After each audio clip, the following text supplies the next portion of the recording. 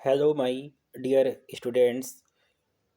स्वागत है आपका आपके अपने ही प्यारे से परिवार टेक्निकल कलाम क्लासेस में।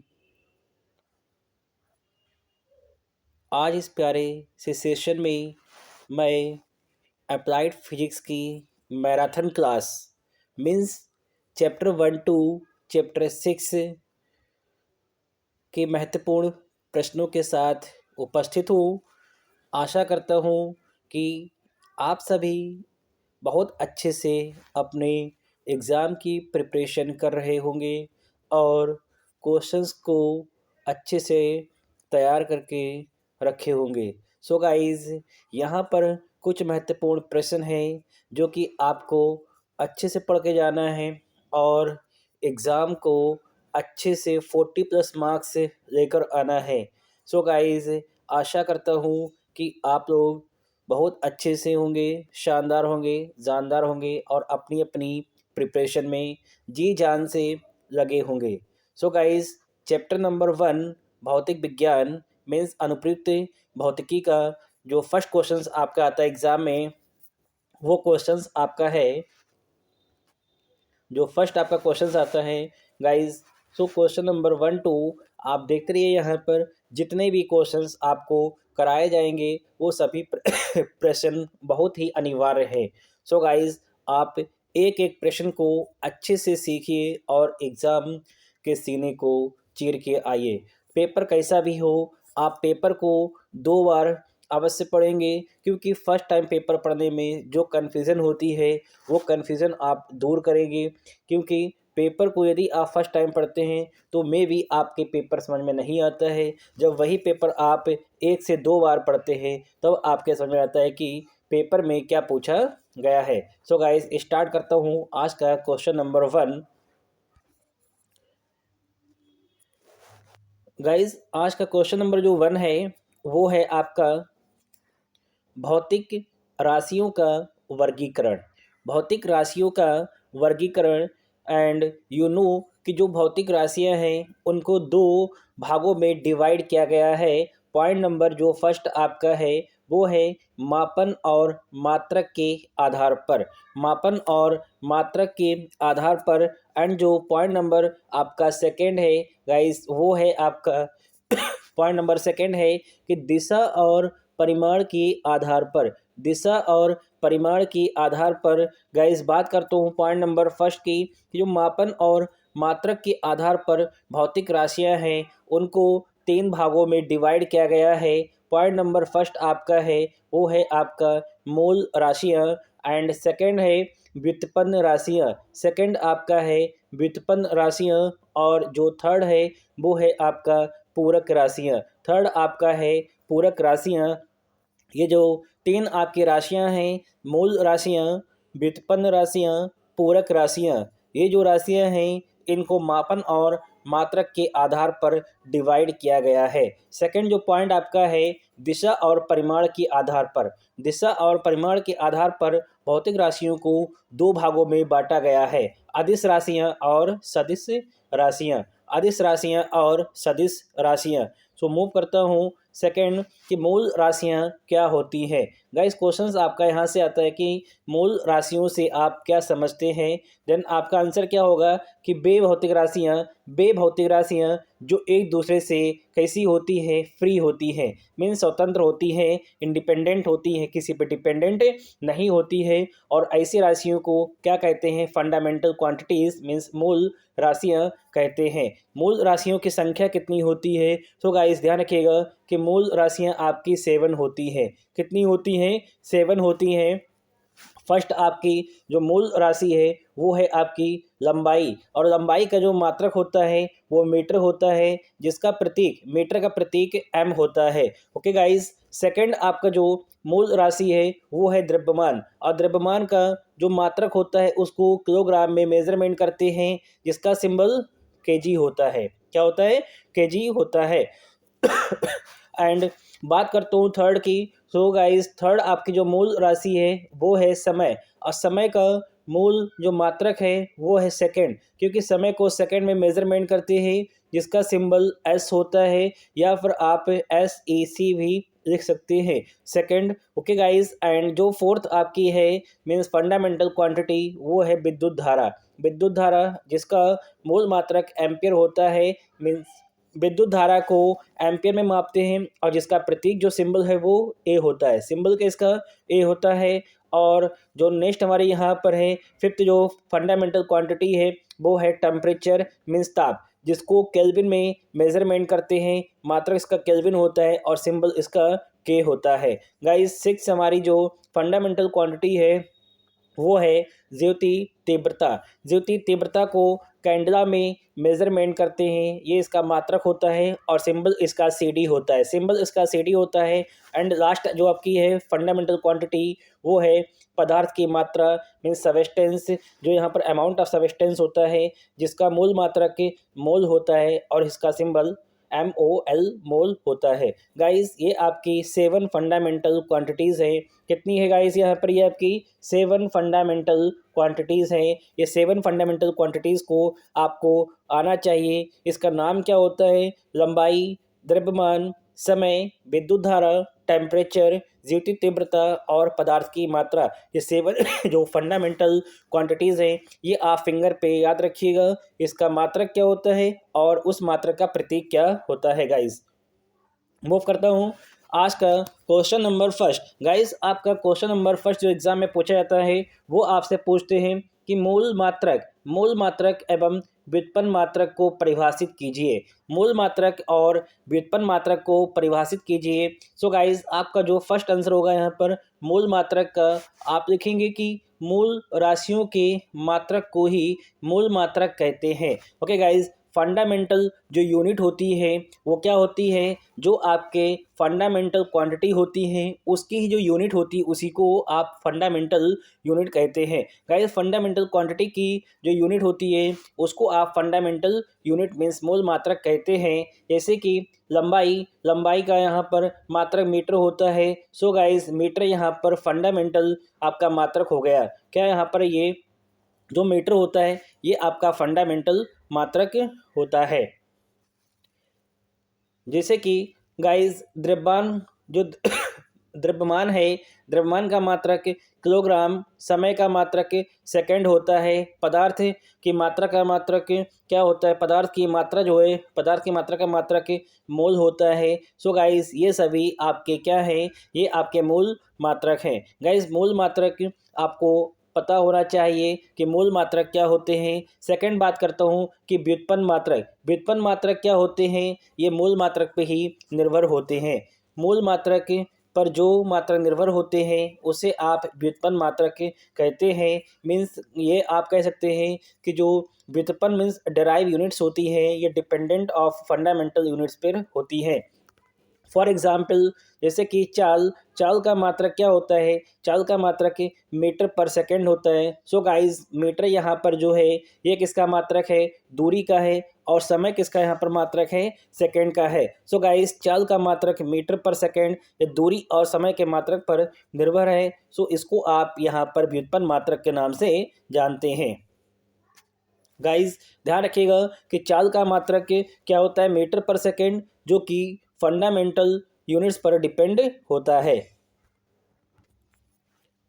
गाइस, सेकंड क्वेश्चन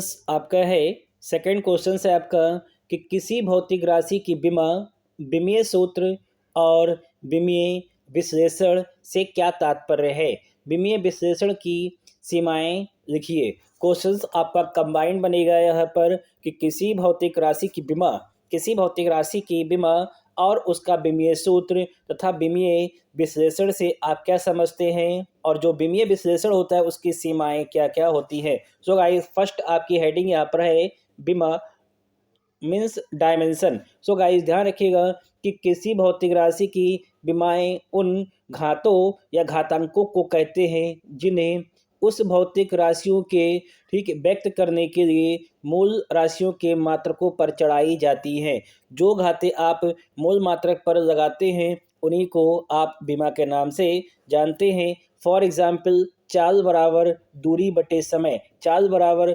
बटे समय होता है। दूरी का जो यहाँ पर विमा है वो होती है L और समय की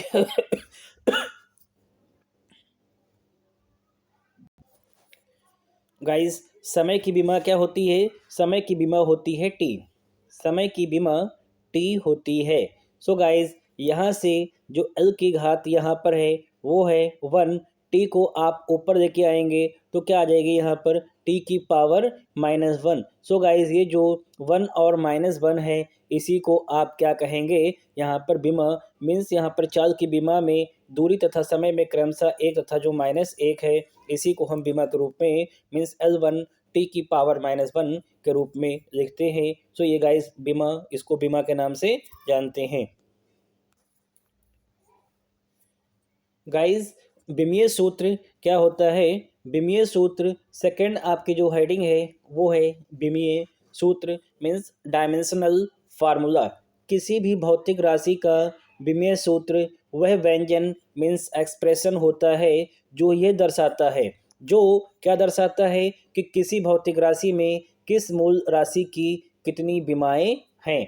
जैसे कि फॉर एग्जांपल फोर्स की जो बीमा है, फोर्स क्या आपका होता है? ये आपका होता है द्रव्यमान इंटू त्वरण होता है। सो गाइस, द्रव्यमान का जो यहाँ पर बीमा होती है वो होती है m। और गाइस यहाँ पर बात करता हूँ कि इसके त्वरण की। सो गाइस, त्वरण की बीमा होती है l टी की पावर -2, टी की पावर -2। सो गाइस, यहाँ पर जो फोर्स की बीमा बन जाती है ml t-2, इसी को यहाँ पर बीमीय फार्मूला मीन्स यहाँ पर बीमीय सूत्र के नाम से जानते हैं। मीन्स यहाँ पर ये एक जो पूरा आपका ये व्यंजन हो गया जो कि किसको दर्शाता है कि जो बीमा है ये किसकी है? फोर्स की बीमा है MLT-2। इसको बीमीय सूत्र या डायमेंशनल फार्मूला के नाम से जानते हैं। गाइस, आपको ये सारे पॉइंट अच्छे से तैयार करके जाना है। नेक्स्ट है आपका पॉइंट है बीमीय विश्लेषण। बीमीय विश्लेषण क्या होता है यहाँ पर? कि बीमीय विश्लेषण का अर्थ बीमा के उपयोग से है। जो बीमा आप उपयोग करते हैं उससे जो यहाँ पर निष्कर्ष निकलता है उसी को बीमीय विश्लेषण के नाम से जानते हैं। जैसे कि पॉइंट नंबर फर्स्ट आपका है कि भौतिकी के समीकरण की सत्यता की जांच करना। जो बीमीय विश्लेषण है इसका फर्स्ट यहाँ पर जो रोल होता है वो भौतिक जो समीकरण होती है उसकी सत्यता की जांच करती है कि जो समीकरण आपकी है वो सही है या नहीं सही है। इसका मीन्स जो आपकी लेफ्ट हैंड साइड में बीमा होगी वो किसके? राइट हैंड साइड की बीमा के बराबर होना चाहिए। First point to be noted कि जो आपकी दोनों पक्षों के साइड की बीमा है वो समान होना चाहिए। यदि यहाँ पर समान नहीं है तो यहाँ पर आप ये कह सकते हैं कि वो फार्मूला आपका सही नहीं है। ओके गाइस, सेकंड पॉइंट देखिएगा। सेकंड पॉइंट यहाँ पर है कि विभिन्न भौतिक राशियों के बीच संबंध स्थापित करना। डिफरेंट जो हमारे पास फिजिकल क्वांटिटीज़ हैं उनके बीच में संबंध को स्थापित करना। फॉर एग्जांपल आपने सीखा भी F इज इक्वल टू क्या होता है आपका? ma। सो जो यहाँ पर ये संबंध है मीन्स यहाँ पर मास की बीमा और त्वरण की बीमा का जो यहाँ पर गुणनफल है वो फोर्स की बीमा के बराबर होता है। इसी प्रकार से संवेग आपका होता है mass into velocity means m into v. P is equal to आपका होता है m into v. So guys, m की बीमा और v फॉर वेलोसिटी मीन्स वेग की बीमा का गुणनफल संवेग के बराबर होना चाहिए। सो गाइस, ध्यान रखिएगा। सेकेंड पॉइंट आपको क्या बता रहा है यहाँ पर है कि विभिन्न भौतिक राशियों के बीच में संबंध स्थापित करना। और किसी भौतिक पॉइंट नंबर थर्ड, किसी भौतिक राशि की संख्यात्मक मान को एक मानक पद्धति से दूसरी मानक पद्धति में बदलना मीन्स CGS से CGS से MKS में या MKS से CGS में बदलना। ये जो है यहाँ पर 3 पॉइंट बीमीय विश्लेषण के अंतर्गत आते हैं। ध्यान रखिएगा कि जो 3 पॉइंट आपके हैं बीमीय विश्लेषण में, फर्स्ट पॉइंट आपका है कि भौतिक के समीकरण की सत्यता की जांच करना। सेकंड यहाँ पर है कि जो उनके बीच में संबंध होता है उसको स्थापित करना।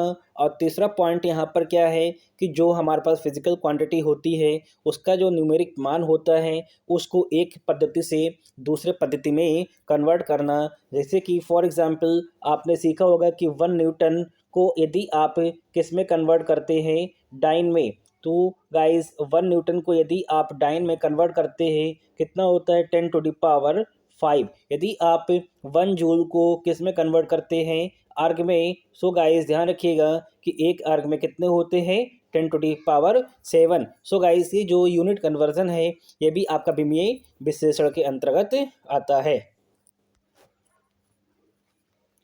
गाइस सेकंड पॉइंट आपका है बिमीय विश्लेषण की सीमाएं। क्या क्या इसकी सीमाएं होती है।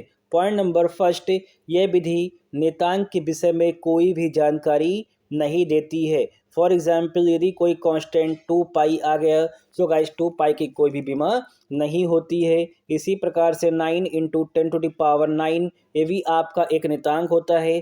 सो गाइस जो बीमा है वो किसी भी नियतांक के बारे में कोई भी जानकारी नहीं प्रदान करती है। सेकंड पॉइंट क्या है आपका कि ये जो विधि होती है आपके बीमीय विश्लेषण ये लॉगरिथम ट्रिग्नोमेट्रिक एक्सपोनेंशियल के लिए प्रयोग में नहीं लाई जाती है। ट्रिग्नोमेट्री फंक्शन की कोई भी बीमा नहीं होती है, लॉगरिथम की कोई भी बीमा नहीं होती है। इसी प्रकार से एक्सपोनेंशियल मीन्स e⁻x की भी कोई बीमा नहीं होती है। सो गाइस ये इसकी सीमाएं आपको सारी फिंगर पे ध्यान रखना है कि पॉइंट नंबर फर्स्ट कि जो बिमीय विश्लेषण है ये जो विधि है ये किसी भी नियतांक के बारे में कोई भी जानकारी नहीं देती है। सेकंड लॉगरिथम ट्रिग्नोमेट्री एक्सपोनेंशियल का प्रयोग में इसका हम नहीं करते हैं। एंड जो थर्ड पॉइंट है गाइस वो आपका है थर्ड पॉइंट कि इस विधि द्वारा यह ज्ञात नहीं होता है। कौन सी जो बिमीय विश्लेषण विधि है इससे यह ज्ञात नहीं होता है कि जो आपकी क्वांटिटी है वो आपकी स्केलर है या वेक्टर मीन्स अदिश है या राशि यहाँ पर सदिश है। क्योंकि जो बीमा यहाँ पर आप निकालते हैं फॉर एग्जांपल ML_T-2 आप जानते हैं यहाँ पर ये किसकी बीमा होती है, ये फोर्स की होती है। बट बीमा से आप नहीं बता सकते कि ये स्केलर है या वेक्टर क्वांटिटी है, क्योंकि सम टाइम यहाँ पर ये होता है कि डिफरेंट फिजिकल क्वांटिटी की जो बीमा है वो आपकी सेम भी होती है। सो गाइस आप यहाँ से बिमीय विश्लेषण से कभी भी यह निष्कर्ष नहीं निकाल सकते हैं कि जो फार्मूला है वो स्केलर क्वांटिटी का है या वेक्टर क्वांटिटी का है। सो गाइस लास्ट पॉइंट हमारे पास है कि जो विधि है कौन सी बिमीय विश्लेषण विधि है, इसके द्वारा 3 से अधिक भौतिक राशियों के बीच में संबंध स्थापित नहीं करते हैं। यदि 3 से अधिक हमारे पास फिजिकल क्वांटिटी है और आपको उनके बीच में संबंध स्थापित करना है तो गाइस आप बिमीय विश्लेषण का प्रयोग नहीं कर सकते हैं। मूव करता हूँ नेक्स्ट क्वेश्चंस की ओर। गाइस आपका जो नेक्स्ट क्वेश्चंस है वो है आपका यहाँ पर गाइस नेक्स्ट क्वेश्चंस आपका है कि बिमीय समीकरण क्या है। बिमीय समीकरण क्या है और समांगिता का सिद्धांत दीजिए। क्वेश्चंस बहुत ही ज़्यादा महत्वपूर्ण है कि बिमीय समीकरण से आप क्या समझते हैं और समांगिता का सिद्धांत दीजिए। सो गाइस बिमीय समीकरण क्या होती है कि किसी भी भौतिक राशि को उसके बिमीय सूत्र के बराबर लिखने पर प्राप्त जो समीकरण होती है उसी को आप बिमीय समीकरण कहते हैं। फॉर एग्जाम्पल गाइस जो वेलोसिटी होती है वेग, सो गाइस वेग की जो बीमा होती है यदि आप जब बात करते हैं बीमा की सो गाइस आपको v को भी यहाँ पर ब्रैकेट में एक स्क्वायर ब्रैकेट में बंद करना होगा। और यू नो कि जो वेलोसिटी मीन्स वेग की बीमा होती है वो होती L⁻⁻1। गाइस वेग की बीमा L⁻⁻1 होती है। तो गाइस जो यहाँ पर आपके पास पूरी ये समीकरण आई है इसी को बिमीय समीकरण के नाम से जानते हैं, इसी को आप बिमीय समीकरण के नाम से जानते हैं। गाइस सेकंड यहाँ पर बात करता हूँ मैं कि समांगिता का सिद्धांत मोस्ट इम्पॉर्टेंट है, इस पर आप 3 स्टार बना दीजिएगा क्योंकि ये क्वेश्चंस बहुत ज़्यादा एग्जाम में पूछा भी जाता है आपसे कि बिमीय समीकरण में आपसे क्या पूछेंगे, समांगिता का सिद्धांत क्या है। सो गाइस किसी भी भौतिक राशि के सूत्र में बाएं तथा दाएं मीन्स यहाँ पर लेफ्ट हैंड साइड व राइट हैंड साइड दोनों ओर की बीमाएं एक समान होनी चाहिए। समांगिता का सिद्धांत मीन्स यहाँ पर समानता आप कह सकते हैं कि यदि आप लेफ्ट हैंड साइड की बीमा फाइंड करते हैं और राइट हैंड साइड की बीमा फाइंड करते हैं सो गाइस दोनों पक्षों की बीमा जो है वो सेम होना चाहिए तथा किसी भौतिक सूत्र में समान बीमा वाले पद ही जुड़ते हैं और घटते हैं, यही समांगिता का सिद्धांत बताता है। समान बीमा का मीन्स यहाँ पर ये हो गया कि यदि किसी की बीमा में यहाँ पर आपका L⁻2 आ गया और L⁻3 आ गया सो गाइज जो यहाँ पर आप देख रहे हैं और यहाँ पर एम मैंने लिख दिया है यहाँ पर। सो गाइज यहाँ पर आप देख रहे हैं कि समान बीमा यहाँ पर क्या है, एल की पावर 2 है और यहाँ पर एल की पावर 3 है। सो गाइज कितनी ये आपकी पावर हो जाएगी, एल की पावर 5 हो जाएगी। कहने का मीन्स यहाँ पर ये है कि समांगता का सिद्धांत आपको सिर्फ और सिर्फ इतना बताता है कि किसी भी फिजिकल क्वांटिटी में लेफ्ट हैंड साइड और राइट हैंड साइड की बीमा सेम होना चाहिए। पॉइंट नंबर फर्स्ट यहाँ पर क्या है कि जो लेफ्ट हैंड साइड की बीमा है वो राइट हैंड साइड की बीमा के बराबर होना चाहिए। और सेकंड यहाँ पर पॉइंट आप ये याद रखिएगा कि जो सूत्र आपका होगा यहाँ पर उसमें क्या होगा कि जो समान पद होंगे आपके, जैसे कि लंबाई की बीमा एल होती है, द्रव्यमान की एम होती है, समय की आपकी टी होती है। सो गाइस एल को एल में जोड़ेंगे, एम को एम में जोड़ेंगे या घटाएंगे और टी को टी में जोड़ते हैं घटाते हैं। सो यही जो सिद्धांत है यही आपको समांगता का सिद्धांत के नाम से जाना जाता है। गाइस क्वेश्चन नंबर 4 जो है वो है आपका मापन में त्रुटि को परिभाषित कीजिए। मापन में त्रुटि को परिभाषित कीजिए और त्रुटि के प्रकार बताइए। त्रुटि कितने प्रकार की होती है। सो गाइस फर्स्ट आपका जो यहाँ पर हेडिंग है त्रुटि मीन्स किसी भौतिक राशि के शुद्ध तथा शुद्ध माप और मापित माप के बीच में जो अंतर आता है उसी को त्रुटि बोलते हैं। यानी कि आप ये कह सकते हैं कि किसी भी फिजिकल क्वांटिटी में जो यहाँ पर उसका वास्तविक मान होता है और मेजरमेंट यदि आप उसको मापते हैं तो जो उन दोनों में अंतर आता है उसी को आप त्रुटि बोलते हैं। सेकंड यहाँ पर आपके पास है कि जो त्रुटि होती है, मापन में त्रुटि दो प्रकार की होती है। मापन में त्रुटि दो प्रकार की होती हैं। पॉइंट नंबर फर्स्ट आपका क्रमबद्ध त्रुटि, पॉइंट नंबर फर्स्ट आपका व्यवस्थित या क्रमबद्ध त्रुटि और सेकंड आपका है अनियमित त्रुटि, सेकंड आपका है अनियमित त्रुटि। सो गाइस बात करता हूँ क्रमबद्ध त्रुटि की कि वे त्रुटि जो किसी ज्ञात कारणों की वजह से उत्पन्न होती हैं। ऐसी त्रुटियाँ जो कि यहाँ पर जिस वजह से त्रुटि आ रही है उसका जो रीज़न है वो मुझे पता है यहाँ पर है कि किस वजह से आ रही है। सो गाइस ऐसी त्रुटि को हम क्रमबद्ध त्रुटि बोलते हैं। सेकंड है आपका अनियमित त्रुटि। सो गाइस अनियमित त्रुटि इसका जस्ट अपोजिट है, यहाँ पर है कि किसी भी यहाँ पर अज्ञात कारण के वजह से जो त्रुटि हमें प्राप्त होती है। सो गाइस ऐसी त्रुटि को क्या कहेंगे, ऐसी त्रुटि को अनियमित त्रुटि बोलते हैं। फॉर एग्जाम्पल जैसे कि वोल्टेज में जो उतार चढ़ाव होता है, घर में जो इलेक्ट्रिसिटी आती है कभी ज़्यादा तो कभी कम होती है, उसका कारण मुझे नहीं पता होता है क्योंकि उसका यहाँ पर क्या है कि वो ऐसी त्रुटि होती है इसको हम अनियमित त्रुटि के नाम से जानते हैं। या फिर आप ये कहेंगे कि वायुमंडल में जो तापमान में अचानक से क्या होता है कि कमी होती है या फिर वृद्धि हो जाती है। सो इसी प्रकार से जो त्रुटियाँ होती हैं उन त्रुटि को अनियमित त्रुटि कहते हैं। ये क्वेश्चंस आप एग्ज़ाम में अवश्य लिख के आएंगे। फिंगर ध्यान रखिएगा कि जो किसी भी यहाँ पर भौतिक राशि की शुद्ध माप होती है और जो हम मापते हैं उस माप के बीच में जो अंतर आता है उसे त्रुटि बोलते हैं। और त्रुटि हमारी दो प्रकार की होती है, क्रमबद्ध त्रुटि, अनियमित त्रुटि। क्रमबद्ध त्रुटि क्या होती है कि ऐसी त्रुटि जिसके कारण हमें पता होता है, ऐसी त्रुटि को हम अनियमित यानी ऐसी त्रुटि को हम क्रमबद्ध त्रुटि या व्यवस्थित त्रुटि बोलते हैं। और यदि किसी भी फिजिकल क्वांटिटी में जो त्रुटि आ रही है उसका कारण हमें अज्ञात होता है, हमें पता नहीं होता है। सो गाइस ऐसे त्रुटि को क्या कहेंगे, अनियमित त्रुटि बोलते हैं। जैसे कि वोल्टेज में उतार चढ़ाव और वायुमंडल के तापमान में अचानक से वृद्धि हो जाती है और फिर कमी हो जाती है। सो गाइस ऐसी त्रुटि को हम अनियमित त्रुटि के नाम से जानते हैं। गाइस सेकंड बात करता हूँ, यहाँ पर महत्वपूर्ण प्रश्न है, ये आपने इंटर में मीन्स 10+2 में भी सीखा होगा। क्वेश्चन हमारा यहाँ पर है गाइस, क्वेश्चन है कि 1 न्यूटन को डाइन में परिवर्तित कीजिए। जो न्यूटन यहाँ पर है वो आपका एसआई मात्रक होता है जो कि एमकेएस के इक्विवेलेंट होता है और जो डाइन है वो फोर्स का ही मात्रक है बट ये सीजीएस में होता है। गाइस क्वेश्चन है आपका 1 न्यूटन को डाइन में परिवर्तित कीजिए। मीन न्यूटन जो यहाँ पर है किसका मात्रक है, ये न्यूटन बल का मात्रक है और इसका जो सूत्र होता है, विमीय सूत्र होता है वो होता है आपका mL/-2। क्या होता है mL/-2। यहाँ पर यदि आप क्या करेंगे कि ए बी सी जो घात लगाएंगे, घातों की कंपेयर कराएंगे, तो आप देखेंगे यहाँ पर कि m के ऊपर घात कितनी है, 1 है। सो गाइस यहाँ से आपका a इज इक्वल टू 1 आ जाएगा। और बात करता हूँ यहाँ पर b, मीन्स l के ऊपर कितनी घात है, 1 है, तो b का मान यहाँ से भी 1 आ जाएगा। और t के ऊपर कितनी घातें हैं, -2। सो गाइस यहाँ से c का मान कितना आ जाएगा, -2 आ जाएगा। c का मान यहाँ से कितना आपका आएगा गाइस, यहाँ से c का मान -2 आ जाएगा। सो गाइस आप जानते हैं एक स्टैंडर्ड होता है आपका किसमें, यहाँ पर कि यदि आप एक यूनिट से दूसरी यूनिट में कन्वर्जन कर रहे हैं with the help of, means यहाँ पर विद द हेल्प ऑफ, इसको कहते हैं dimensional formula. So guys standard क्या आपका होता है,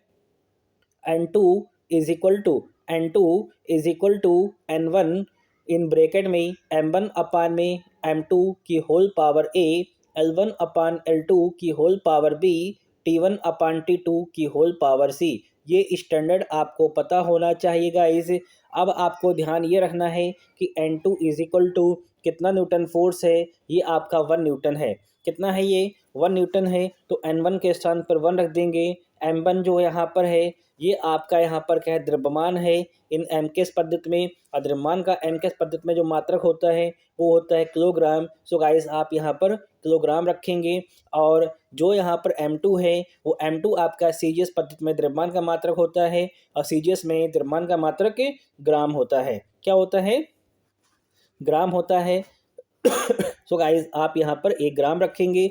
इसी प्रकार से लंबाई का 1 मीटर और सीजीएस में 1 सेंटीमीटर, टाइम का दोनों में सेम होता है 1 सेकेंड 1 सेकेंड। सो गाइस अब आप ध्यान रखिएगा कि 1 किलोग्राम में कितने ग्राम होते हैं, 1000 ग्राम होते हैं, और यहाँ पर 1 ग्राम। सो गाइस सेकेंड यहाँ पर 1 मीटर में 100 सेंटीमीटर होते हैं, यहाँ पर सेंटीमीटर, सेकेंड से सेकेंड आपका कैंसिल हो गया, 1 की पावर -2। 1 के ऊपर कितनी भी घात लगा दीजिएगा उसका मान हमेशा और हमेशा क्या होता है, 1 होता है। सो गाइस यहाँ से ग्राम कैंसिल हो गया, सेंटीमीटर से सेंटीमीटर कैंसिल हो गया, कितना आ गया देखिए, 3 0 ये है, 2 0 ये हैं, इसका means n2 is equal to 10 to the power 5, और इसी को बोलते हैं डाइन। मीन्स यहाँ पर आपका फाइनल प्रूफ हो गया कि 1 न्यूटन में 10 की पावर 5 डाइन होते हैं। 1 न्यूटन में 10 की पावर 5 डाइन होते हैं। Guys question number 6 chapter number 1 का क्वेश्चन नंबर 6 है कि विमीय विधि द्वारा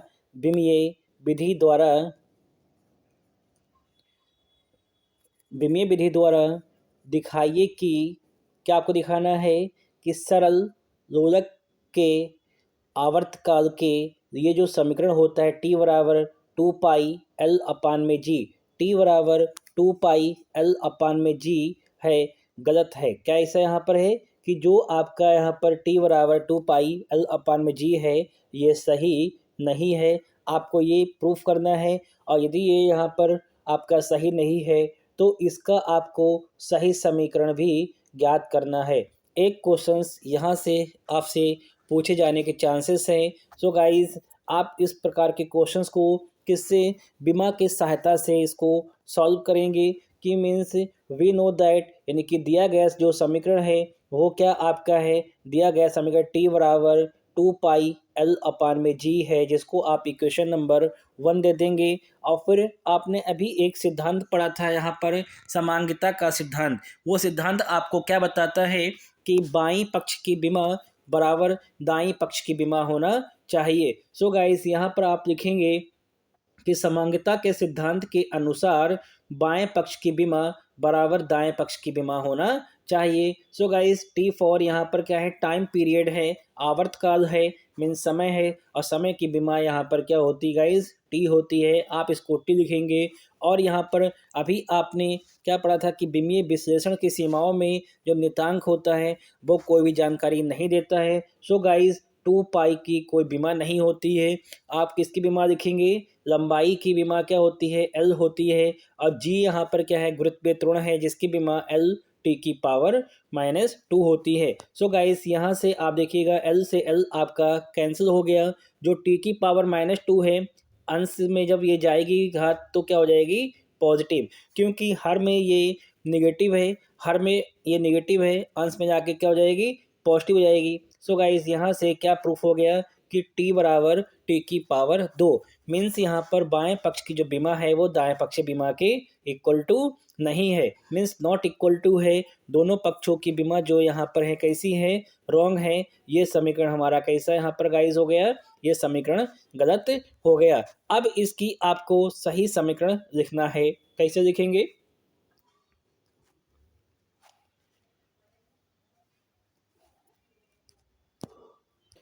गाइस इसका जो राइट इक्वेशन है उसको आप किस प्रकार से देखेंगे, देखिएगा कि सही सूत्र के लिए क्या लिखेंगे आप, टी एल जी पर निर्भर करेगा। जो यहाँ पर आपका सही समीकरण है उसमें जो टी है वो किस पर, आपका लंबाई और गुरुत्वीय त्वरण पर निर्भर करेगा। अभी आपका क्या था कि गुरुत्वीय त्वरण क्या था कि आपका व्युत्क्रमानुपाती था। अब आप यहाँ पर टी को क्या मानेंगे, इक्वेशन नंबर 2 में कि जो टी है वो किसके, लंबाई और गुरुत्वीय त्वरण के गुणनफल के समानुपाती है। अब आपको यहाँ पर ये कंसिडर करना होगा। जब आप यहाँ पे समानुपाती के सिंबल को हटाते हैं तो एक कांस्टेंट यहाँ पर आता है कि जिसका मान क्या होता है, 2 पाई होता है। जिसका मान कितना होता है, 2 पाई होता है। सो गाइस यहाँ से आपका इक्वेशन क्या बन जाएगी, टी बराबर के एल डॉट जी। अब आप यहाँ से किसकी, यहाँ पर कि जो एल है जी है इसके ऊपर घाते ए और बी लगा देंगे, जिसको आप इक्वेशन नंबर 3 दे देंगे, इक्वेशन नंबर 3 दे देंगे। फिर गाइस दोनों पक्षों के विमीय सूत्र दोनों पक्षों पर क्या लिखेंगे, विमीय सूत्र लिखेंगे। जैसे कि इक्वेशन नंबर 3 में आप देख रहे हैं गाइस यहाँ पर क्या है, ये इक्वेशन नंबर 3 में जूम कर देता हूँ जिससे कि आपको स्पष्ट दिखे। गाइस यहाँ पर देखिएगा कि आपको स्पष्ट दिखेगा। देखिए यहाँ पर कि जो आपका इक्वेशन नंबर 3 है यहाँ पर आपका ये टी है, T for time period means आवर्तकाल, और आवर्तकाल की बीमा जो यहाँ पर है वो क्या रहेगी, आपकी टी होती है। गाइस यहाँ पर लंबाई की बीमा क्या होती है, एल होती है। तो गाइस आप यहाँ पर देखेंगे एल, उसकी होल पावर क्या है, स्मॉल ए है। और जी यहाँ पर है गुरुत्वीय त्वरण जिसकी बीमा एल टी की पावर -2 होती है, इसकी होल पावर कितनी आ जाएगी, बी आ जाएगी।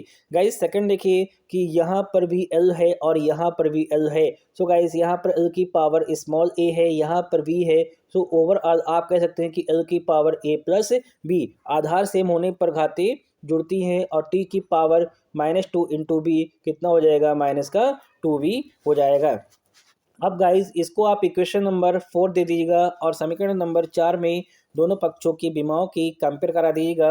मीन्स यहाँ पर लंबाई की जो यहाँ पर एल है इसकी होल पावर ए प्लस बी है, और यहाँ पर ये कितनी है, 0 है। जो चीज़ उपस्थित नहीं उसकी पावर आप 0 मान सकते हैं। इसका मीन्स एल प्लस बी बराबर 0 हो जाएगा। और गाइस यहाँ पर टी की पावर 1 है, यहाँ पर -2b है, means -2b is equal to 1। So guys यहाँ से आपका b का मान निकल कर आ जाएगा -1/2। अब b के मान को आप यहाँ पर रखेंगे equation means a plus b is equal to 0 में। सो गाइस आपका यहाँ से जो a है इसका मान निकल कर कितना आ जाएगा, +1/2।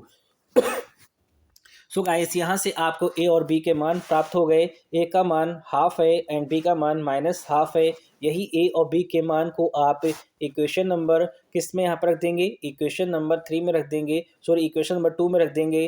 टी इज इक्वल टू के, एल की पावर हाफ एंड जी की पावर -1/2।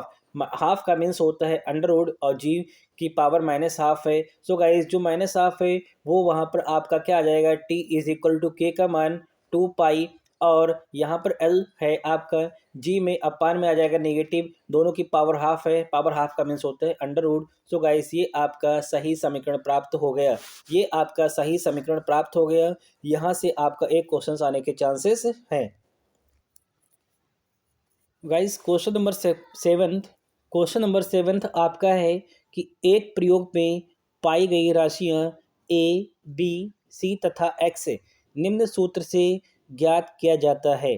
सूत्र क्या आपका है, x is equal to A b square बटे में सी की पावर 3। यदि ए बी सी के मापन में प्रतिशत त्रुटि है वो 3%, 3% और 2% है, तब एक्स में प्रतिशत त्रुटि ज्ञात कीजिए। सो गाइस आपको पता होना चाहिए कि जो फार्मूला आपका गिवन है इसको आप इक्वेशन नंबर 1 दे देंगे, x is equal to A b square upon c square. जब बात होती है परसेंटेज की गाइस, तो आप क्या लिखेंगे, डेल्टा एक्स अपान में एक्स इंटू 100, ये आपका यहाँ पर निकल कर आएगा कि एक्स में परसेंटेज त्रुटि। इसी प्रकार से यहाँ पर ए आप देखिएगा इज इक्वल टू लगाइए और फिर ए है, सो गाइस ए में जो परसेंटेज एरर है उसको आप डेल्टा ए अपान में ए इंटू 100% लिखेंगे। इसी प्रकार से जब बी स्क्वायर हो अपान में सी स्क्वायर हो तो सभी को आप प्लस करके ऐड करेंगे।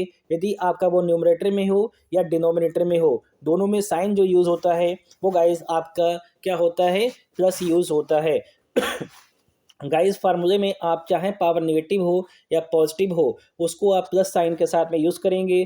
तो गाइस यहाँ पर सेकंड टर्म आपका क्या यूज़ हो रहा है, बी स्क्वायर। तो गाइस यहाँ पर आप प्लस लगाएंगे, जो स्क्वायर है वो आपका सामने आ जाएगा और डेल्टा बी अपान बी इंटू 100%। इसी प्रकार से सी की पावर कितनी है, 3 है। अब ये मत सोचिए कि सी हमारा डिनोमिनेटर में तो नेगेटिव होगा, रहेगा आपका पॉजिटिव ही, फिर आपका आ जाएगा यहाँ पर 3 सामने आ जाएगा, डेल्टा सी अपान में सी इंटू 100। अब गाइज यहाँ पर आपको क्या चाहिए है, इक्वेशन नंबर 2 में जो आपको मान दे रखे हैं ए के, बी के और सी की परसेंटेज एरर दे रखी है, इसके मान रख दिएगा। ए का कितना दे रखा है, 1%। सो गाइस यहाँ पर आपका आ जाएगा कितना, एक आ जाएगा। और गाइस यहाँ पर 2 इंटू बी का दे रखा है 3%, तो 2 इंटू 2 3 आ जाएगा। और सी का आपको दे रखा है 2%। सो गाइस यहाँ पर ये आपका 3 आपका एज इट इज़ रहेगा इंटू 2। अब गाइस यहाँ से आपका आ जाएगा 1 आपका एज इट इज़ रहेगा, 2 3 जा 6 एंड 3 2 जा 6, 6 कितने आपके हो गए, 12 एंड 1 13। सो गाइस यहाँ से आपका जो फाइनल आंसर आ गया वो कितना आ गया आपका, 13। कितना आ गया आंसर आपका, 13। गाइस यहाँ से आपका जो फाइनल आंसर आएगा वो आ जाएगा आपका 13%। इसका मीन्स जो एक्स में परसेंटेज एरर है वो कितना है, 13% है। गाइस एक्स में जो परसेंटेज एरर है वो कितना है, वो है आपका 13%। इसी प्रकार से यदि आपसे यहाँ पर क्या पूछ दें, अधिकतम और न्यूनतम एरर की बात हो, किसकी बात हो यहाँ पर, मैक्सिमम या मिनिमम की, मैक्सिमम या मिनिमम की बात हो, पॉइंट टू बी नोटेड। यदि मैक्सिमम की बात हो तब तो आप प्लस लगाएंगे और यदि मिनिमम की बात हो तब आप माइनस यूज़ कर सकते हैं, अदरवाइज माइनस यूज़ नहीं कर सकते हैं। जैसे कि अभी यहाँ पर मैंने एक स्टैंडर्ड दिया है पर ए अपान में सी की पावर 2। सो गाइस आप यहाँ पर जब अधिकतम की बात होगी तो इसको आप ए प्लस 2 सी लिखेंगे, जब न्यूनतम की बात होती है तो यहाँ पर आपका नेगेटिव आता है, जब कुछ ना पूछे आपसे तब आप पॉजिटिव ही यूज़ करेंगे। सो गाइस ये थे आपके चैप्टर नंबर 1 के महत्वपूर्ण प्रश्न, जो कि आप एग्ज़ाम में अच्छे से तैयार करेंगे क्योंकि आपका एग्ज़ाम 30 दिसंबर को है। और आशा करता हूँ कि यहाँ से आप अच्छे से क्वेश्चन सीखेंगे। और यदि आपको किसी भी क्वेश्चन में चैप्टर नंबर 1 में डाउट हो तो आप कमेंट सेक्शन में कमेंट करके बताइएगा, जिसको मॉडिफाइड करके मॉडिफाइड करके और भी अच्छे से एक्सप्लेन किया जाएगा। सो गाइज बात करता हूँ आगे सेकंड चैप्टर की, chapter number 2। Guys chapter number 2 जो है वो है आपका फोर्स एंड मोशन, बल एवं गति। चैप्टर नंबर 2 में भी 1 to 7 क्वेश्चंस मैं लेकर आया हूँ और 1 to 7 क्वेश्चंस जो है वो आपके अति महत्वपूर्ण प्रश्न हैं। इन क्वेश्चंस को भी आप अच्छे से तैयार करिएगा। सो गाइस स्टार्ट करता हूँ चैप्टर नंबर 2 का आज का क्वेश्चन नंबर 1। चैप्टर नंबर 2 का जो क्वेश्चन नंबर 1 है गाइस वो है आपका अदिश एवं सदिश राशियों को परिभाषित कीजिए। अदिश एवं सदिश राशियों से आपको एग्जाम में क्वेश्चंस देखने को मिलेगा। यदि आपसे अदिश और सदिश राशियों की परिभाषा ना पूछ के आपसे अंतर पूछे तो भी आप अच्छे से करके आएंगे। गाइस बात करता हूँ सदिश राशियों की, जैसा कि आपने सदिश और अदिश राशियों को 10th में भी पढ़ा है कि सदिश राशियाँ क्या होती हैं। बे भौतिक राशियाँ जिन्हें पूर्णतः व्यक्त करने के लिए दिशा के साथ साथ परिमाण की भी आवश्यकता होती है।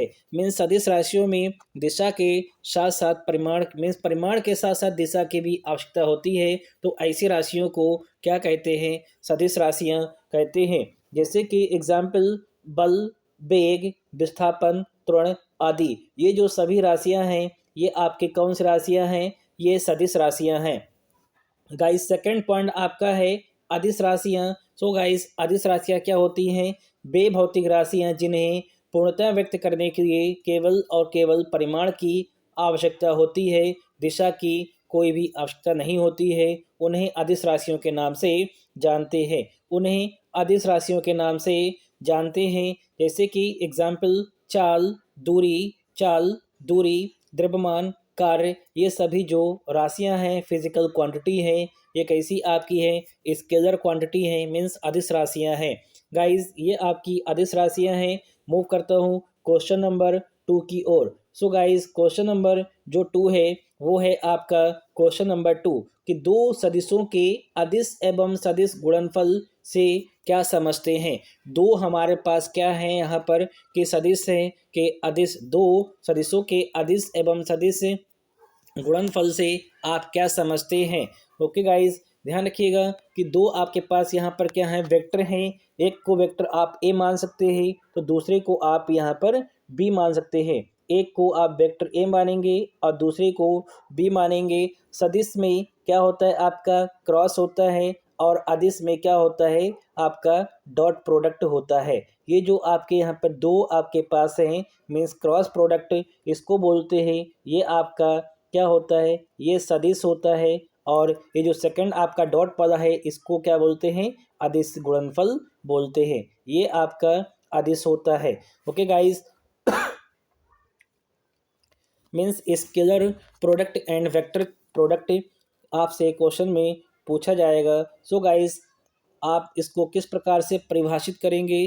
देखिएगा कि दो सदिशों का सदिश गुणनफल, दो सदिश हैं उनका जो सदिश गुणनफल है क्या होता है कि दो सदिशों का सदिश गुणनफल उन दोनों राशियों के परिमाणों, मीन्स जो ए वेक्टर है उसका परिमाण, इसको मॉड ऑफ ए से रिप्रेजेंट करते हैं और जो बी है उसको मॉड ऑफ बी से रिप्रेजेंट करेंगे। मीन दो नो सदिशों के परिमाण तथा उनके बीच की कोण, जो उनके बीच का कोण होगा थीटा, उसकी जिया का मीन साइन थीटा के गुणनफल के बराबर होता है, गुणनफल के बराबर होता है।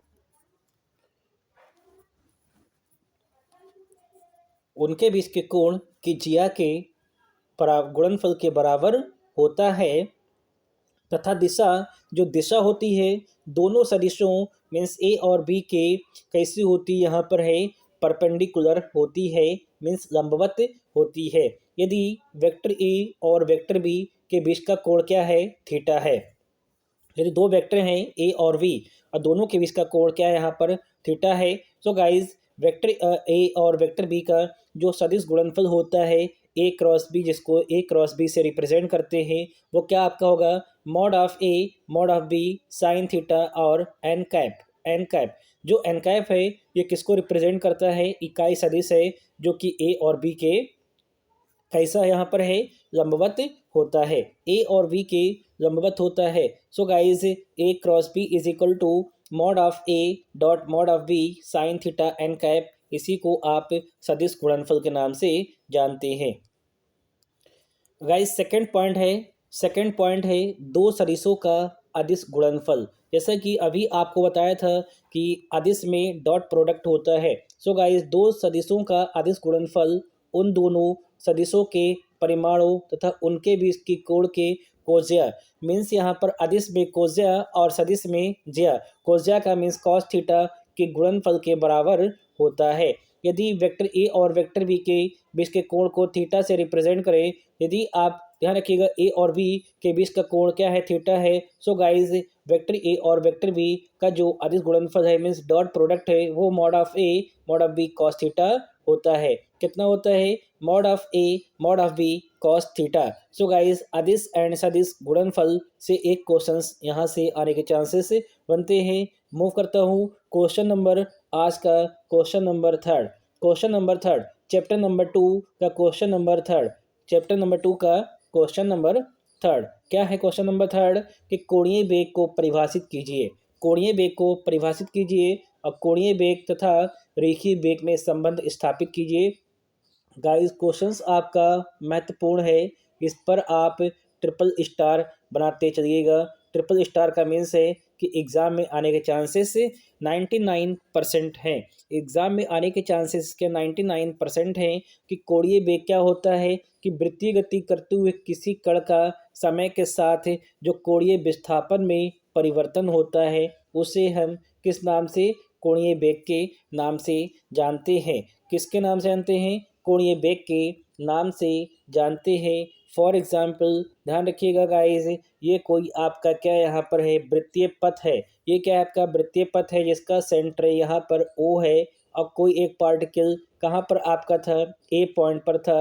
ओके गाइस, कहाँ पर आपका ये है, A पॉइंट पर है। A पॉइंट से ये मूव करके कहाँ पर आ गया आपका B पर आ गया। सो गाइस, जो भी यहाँ पर आप देख रहे हैं कि इसके विस्थापन में जो परिवर्तन हो रहा है, जो इसके विस्थापन में परिवर्तन हो रहा है जिसको आप डी थीटा या डेल थीटा के नाम से जानते हैं, किसके रेस्पेक्ट में, समय के रेस्पेक्ट में। सो गाइस, आप यहाँ पर ये कह देंगे यहाँ पर कि जो इसका यहाँ पर कोणीय विस्थापन समय के सापेक्ष जो परिवर्तन हुआ है इसी को कोणीय बेग के नाम से जानते हैं। इसी को कोणीय बेग के नाम से जानते हैं। इसको किसके नाम से, कोणीय बेग के नाम से जानते हैं। जहाँ पर जो डेल्टा थीटा है या आपका डी थीटा है, ये समय डेल्टा टी में कण द्वारा चली गई यहाँ पर कोणीय विस्थापन है। सो गाइस, कोणीय बेग को ओमेगा से प्रदर्शित करते हैं।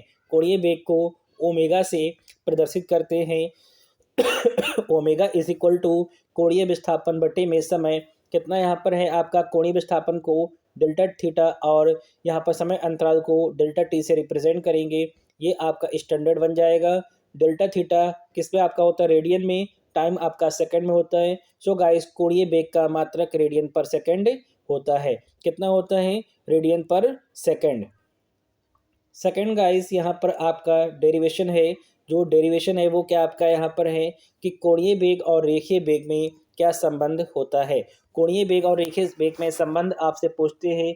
ये भी बहुत अच्छा डेरिवेशन है, एग्जाम में बहुत बार पूछा जाता है कि कोणीय जो विस्थापन होता है, कोणीय विस्थापन, विस्थापन क्या होता है आपका, जो विस्थापन होता है वो क्या आपका होता है कि दूरी बटे समय। दूरी बटे समय मीन्स विस्थापन क्या होता है, दूरी बटे समय। अभी आपने क्या देखा था कि एक पार्टिकल है जो A से B पर मूव कर रहा था जिसका कोणीय विस्थापन डेल्टा थीटा था, और यहाँ पर जो दूरी है वो कितनी, यहाँ से ये जो दूरी है ये आपकी डेल्टा S है। क्या है ये दूरी, यहाँ पर डेल्टा S है। सो गाइस, कोणीय विस्थापन आपका यहाँ से होगा कि delta theta is equal to delta S upon में R।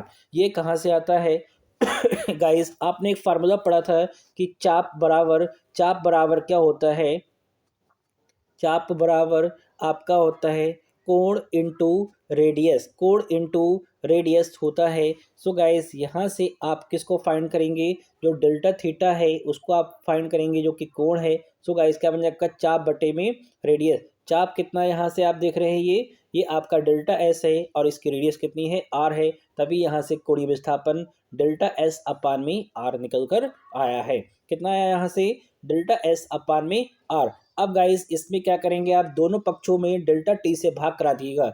दोनों पक्षों में, इक्वेशन नंबर 1 के दोनों पक्षों में डेल्टा टी से भाग करा दिएगा। क्या बन जाएगा, डेल्टा थीटा अपान में टी, 1 अपान आर को बाहर कर दिएगा, डेल्टा एस अपान में डेल्टा टी, और delta theta upon delta T जो कि क्या होता है आपका ओमेगा होता है। अब विस्थापन बटे में समय को आप क्या बोलते हैं, वेग बोलते हैं। मीन्स ओमेगा बराबर 1 upon R into V, then V is equal to are omega, V is equal to are omega. इसे किस नाम से, रेखीय बेग और कोणीय बेग में संबंध के नाम से जानते हैं। v is equal to are omega को ही रेखीय बेग और कोणीय बेग में संबंध के नाम से जानते हैं। ये डेरिवेशन आपका महत्वपूर्ण है गाइस, ये आपका डेरिवेशन अति महत्वपूर्ण है, इसको आप अच्छे से पढ़ के जाइएगा गाइस। चैप्टर नंबर 2 का जो क्वेश्चन नंबर 4 है, क्वेश्चन नंबर जो 4 है वो आपका क्या है कि वृत्ताकार गति में किसी कण के रेखीय और कोणीय त्वरण में संबंध। अभी क्या था, वेग था, अब किसकी बात हो रही है, त्वरण की बात हो रही है।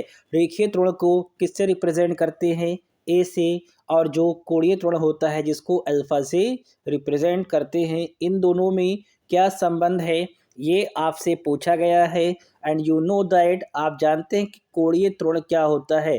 जिस प्रकार से आपने पीछे त्वरण पढ़ा था कि वेग परिवर्तन की दर को त्वरण बोलते हैं, मीन समय के सापेक्ष जो वेग परिवर्तन होता है उसको त्वरण बोलते हैं। उसी प्रकार से यहाँ पर आप कहेंगे कि जो कोणीय त्वरण है वो क्या होता है आपका, कोणीय वेग मीन समय के सापेक्ष।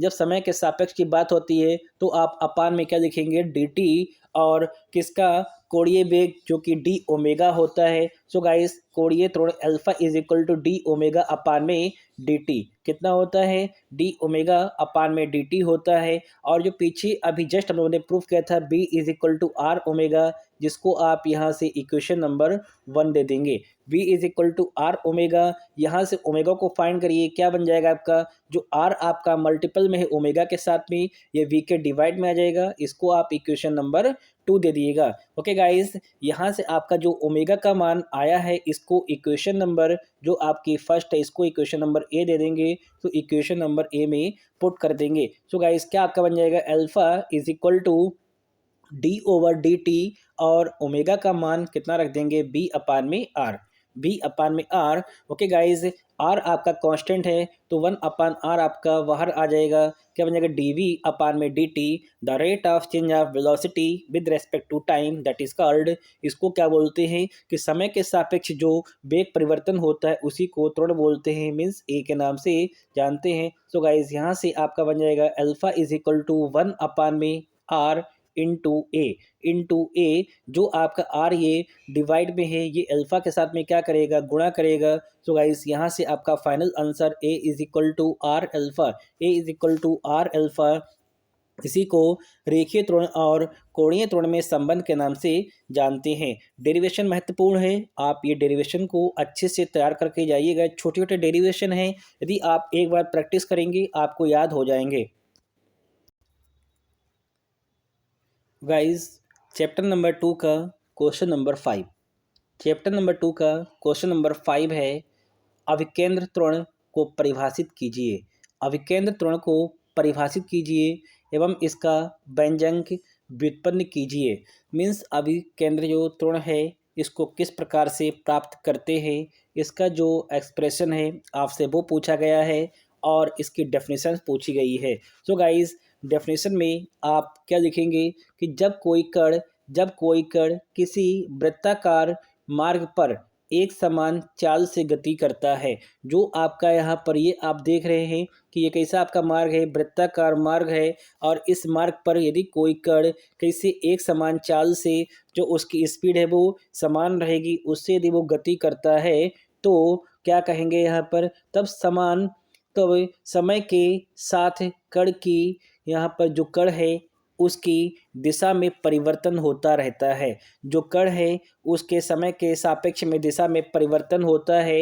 यदि आप देखेंगे कि इस डायग्राम में, अभी इसको मैं जूम करता हूं तो आप देखिएगा ध्यान से, इस डायग्राम को देखिएगा, ध्यान से देखिएगा गाइस। ये जो आपका क्वेश्चन है क्वेश्चन नंबर 5, जिसमें बताया गया है कि यदि कोई कण वृत्ताकार मार्ग पर एक समान चाल से यदि गति करता है तो समय के साथ कण के वेग की दिशा में परिवर्तन होता है। जैसे कि यहाँ पर आप देख रहे हैं कि ये जो वृत्ताकार आपका मार्ग है इस पर कोई कण ए है, कहाँ पर अभी है, ए पर है। सो गाइज अभी इसकी जो यहाँ पर गति यहाँ पर देख रहे हैं, मीन्स यहाँ पर वेग की जो दिशा है वो इसके परपेंडिकुलर है। जैसे ही ये आपका पार्टिकल कहाँ पर आया, बी आया, बी पर आ गया। सो गाइज बी पर जैसे ही आएगा तो इसके वेग की दिशा यहाँ पर आप देख रहे हैं B2, जो कि एरो B2 से दर्शाई गई है। इस दिशा में निरंतर परिवर्तन होता रहता है। सो गाइज क्या कहेंगे आप यहाँ पर कि जो अभिकेंद्र त्वरण है, अभिकेंद्र त्वरण की परिभाषा को यदि आप डिफाइन करते हैं, कैसे डिफाइन करेंगे इसको यहाँ पर, कि जब कोई कण किसी वृत्ताकार मार्ग पर एक समान चाल से गति करता है तब समय के साथ कण की वेग की दिशा में परिवर्तन होता रहता है, जिसकी वजह से वेग परिवर्तित भी होता रहता है और वेग की इस परिवर्तन के कारण, जो वेग परिवर्तन होता है इसके कारण उस कण में एक त्वरण उत्पन्न होता है। जब यहाँ पर क्या आपने पढ़ा होगा कि त्वरण की परिभाषा क्या होती है, समय के सापेक्ष वेग परिवर्तन की दर को ही त्वरण बोलते हैं। तो उसी प्रकार से जब यहाँ पर क्या देखेंगे कि कण की जो वेग की दिशा परिवर्तित होती है, तो दिशा की परिवर्तित होने के साथ साथ क्या देखेंगे कि कण के वेग में भी परिवर्तन होता है, जिसकी दिशा केंद्र की ओर होती है। यदि दिशा केंद्र की ओर है तभी उसको आप अभिकेंद्र त्वरण के नाम से जानते हैं, और यदि दिशा केंद्र के बाहर है तो उसको अवकेंद्र बल या अवकेंद्र त्वरण के नाम से जानते हैं। पॉइंट टू बी नोटेड, यदि दिशा कहाँ की ओर हो, केंद्र की ओर हो, तो ऐसे त्वरण को अभिकेंद्र त्वरण कहते हैं। तो ऐसे त्वरण को क्या कहते हैं, अभिकेंद्र त्वरण कहते हैं। ओके गाइस, सेकंड देखिएगा, इसका जब बात करते हैं व्यंजन की मीन्स एक्सप्रेशन की, सो जैसे कि ये जो डायग्राम अभी मैंने आपको बताया था कि एक पार्टिकल है जो बिंदु ए पर था, जिसकी वेलोसिटी v1 है, जैसे ही ये विस्थापित होगा पॉइंट बी पर पहुंचेगा तब इसकी ये वेलोसिटी v2 हो जाएगी। इसको यदि यहाँ पर लॉ ऑफ ट्रायंगल के अकॉर्डिंग देखें यहाँ पर, तो देखिएगा यहाँ पर क्या है कि इसको b1 से रिप्रेजेंट किया गया है, इसको b2 से। इनके बीच में जो यहाँ पर कितना कोणीय विस्थापन है वो डेल्टा थीटा है। सो गाइज यहाँ से आप ये फाइंड करेंगे, डिस्प्लेसमेंट फाइंड करेंगे विस्थापन, तो delta v is equal to v2 minus b1। कितना आएगा यहाँ से, ये आपका v2 माइनस b1। गाइज यहाँ आप देख सकते हैं कि इसमें क्या बताया गया है कि माना केंद्र ओ, केंद्र क्या है, ओ है, और त्रिज्या आर है। एक ऐसा वृत्त पर एक कण एक समान चाल से गति करता है। एक वृत्त है जिस पर कोई कण कितना यहाँ पर एक समान चाल से गति करता है। माना किसी समय अंतराल में, कौन सा समय अंतराल, जिसको नाम यहाँ पर डेल्टा टी रखा गया, उस स्थिति में बिंदु ए से कहाँ पर आपका जा रहा है कण की बी दूरी तय करता है। डेल्टा टी समय में कोई पार्टिकल ए से बी पर पहुंचता है। ओके गाइस, और केंद्र पर कितना डेल्टा थीटा का विस्थापन पूरा करता है, मीन्स कोणीय विस्थापन कितना डेल्टा थीटा पूरा करता है। माना कण का बिंदु ए पर वेग b1 और बी पर जो बिंदु बी है वहां पर वेग कितना है, b2 है। वहाँ पर कितना वेग है, b2 है। जैसा कि अभी मैंने आपको पीछे बताया था कि कोण बराबर चाप बटे में क्या होता है, त्रिज्या होता है। कोण बराबर चाप बटे में त्रिज्या होता है, और जो सेंटर पे यहाँ पर कोण अंतरित हो रहा है वो कितना है, डेल्टा थीटा है। चाप कितना लगा है यहाँ पर, डेल्टा वी। कितना लगा है यहाँ पर, ये डेल्टा वी। जो विस्थापन है वो कितना, डेल्टा वी है। और त्रिज्या को आप यहाँ पर किससे रिप्रेजेंट करेंगे, बी से। और बी यहाँ पर क्या है, मॉड ऑफ b1 और मॉड ऑफ b2 को ही यहाँ पर b नाम दिया गया है।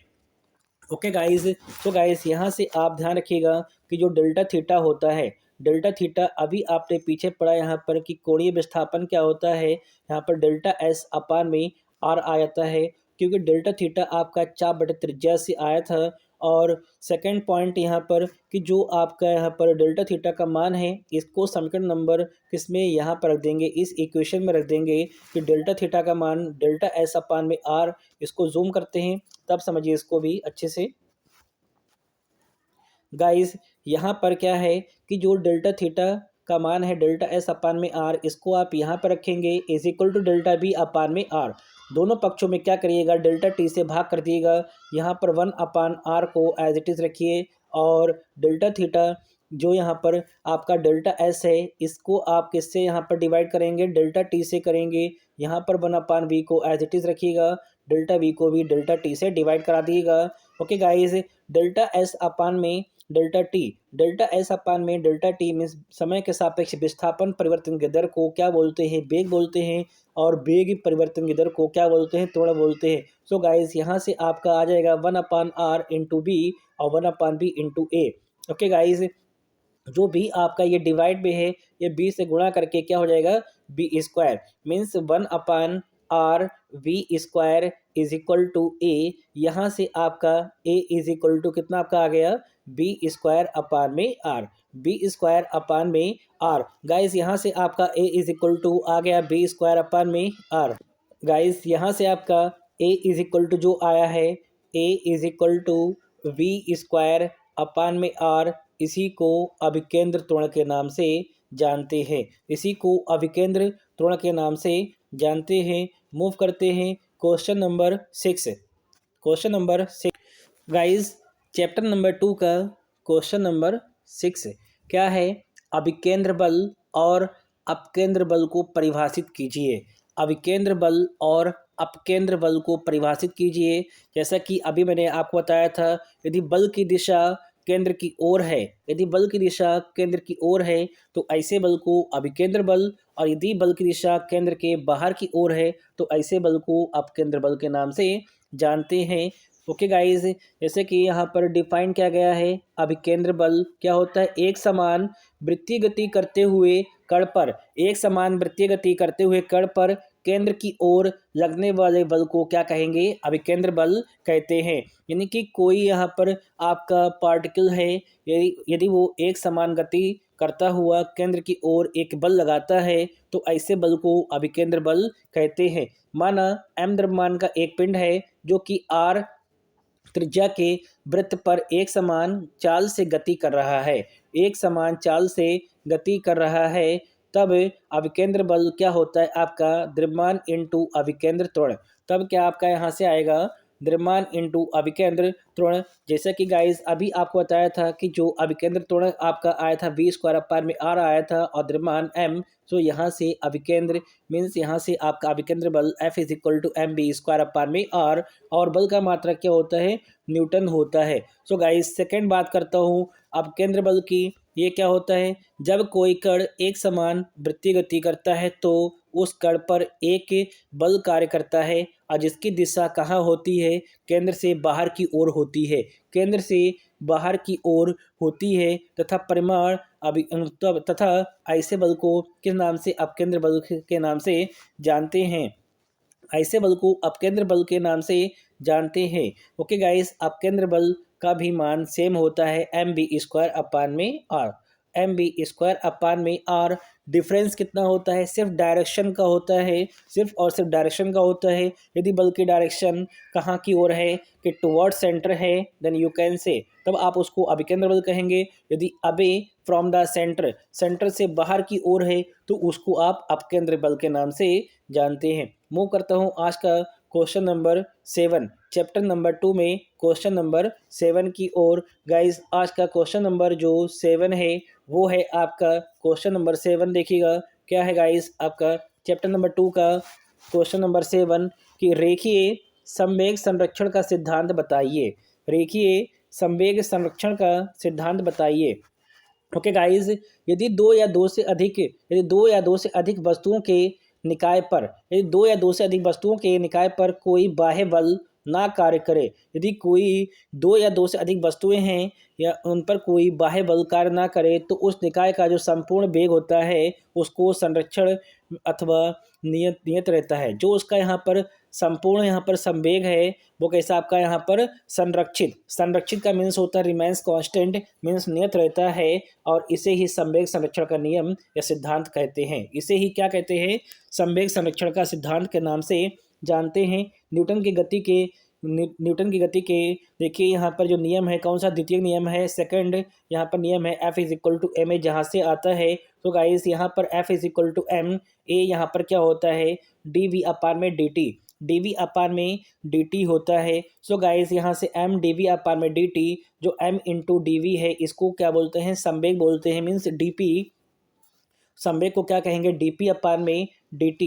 यदि कोई बाह्य बल ना कार्य करे तब, यदि कोई बाह्य बल कार्य नहीं कार्य करता है तो बल का मान कितना होता है? तब बल का मान शून्य होता है।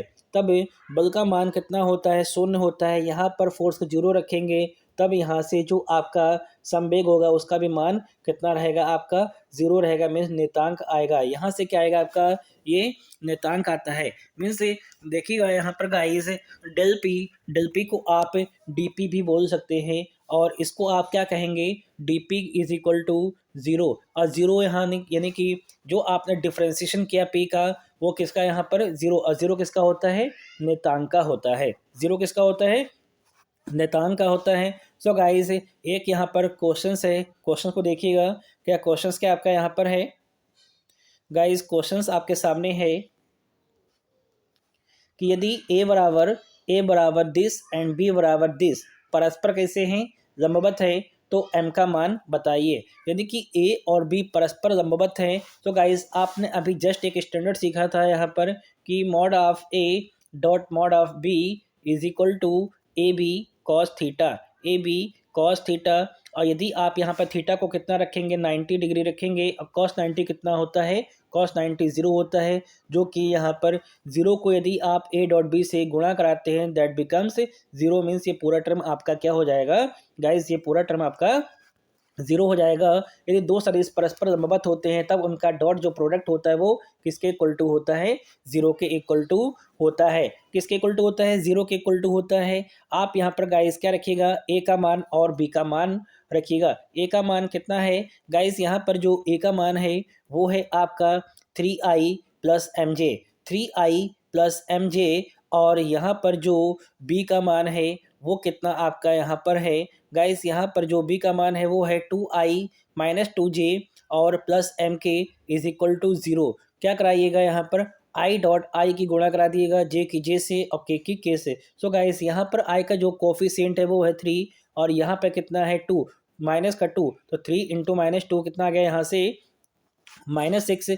जे का गुणांक यहाँ पर m है और यहाँ पर -2 है, तो ये कितना आपका हो जाएगा माइनस का 2m। यहाँ पर k का गुणांक कितना है आपका m है और यहाँ पर जो k का गुणांक है वो आपका गाइस, यहाँ पर ये जो इक्वेशन है ये आपकी यहाँ पर इक्वेशन इतनी ही है, ये टर्म आप इसको ध्यान से मत देखिएगा।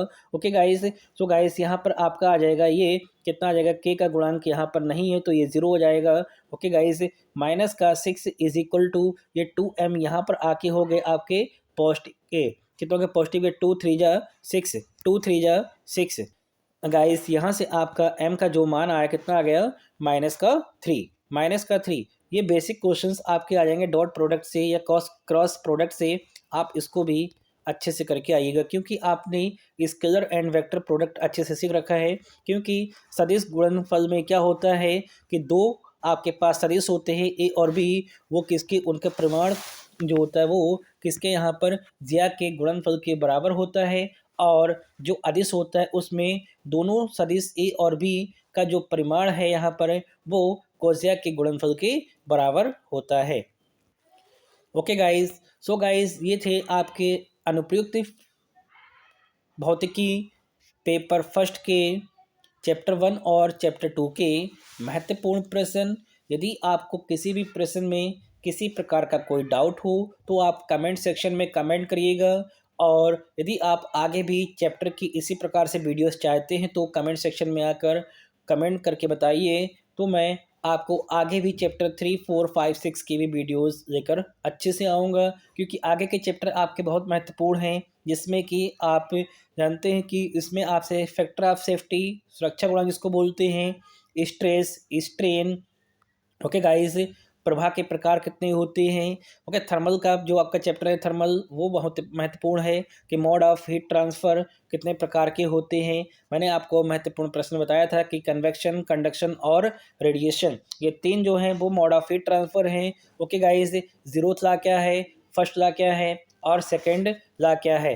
Zeroth law, first law, second law से भी आपको क्वेश्चन एग्जाम में देखने को मिलेगा। सो गाइस, यदि आप चाहते हैं कि इसी प्रकार से आगे भी आपकी चैप्टर वाइज वीडियोस आपको मिलती रहे तो आप कमेंट सेक्शन में आकर कमेंट करके बताइए, मैं आपको आगे भी इसी प्रकार के वीडियो प्रोवाइड कराऊंगा। क्योंकि zeroth law, first law, second law जो आपका थर्मल का पार्ट्स है या आपका फ्लूइड मैकेनिक्स का पार्ट्स है। ओके गाइज, आपके जितने भी चैप्टर शेष रह गए यहाँ पर 3 4 5 6 वो सभी चैप्टर आपके महत्वपूर्ण हैं।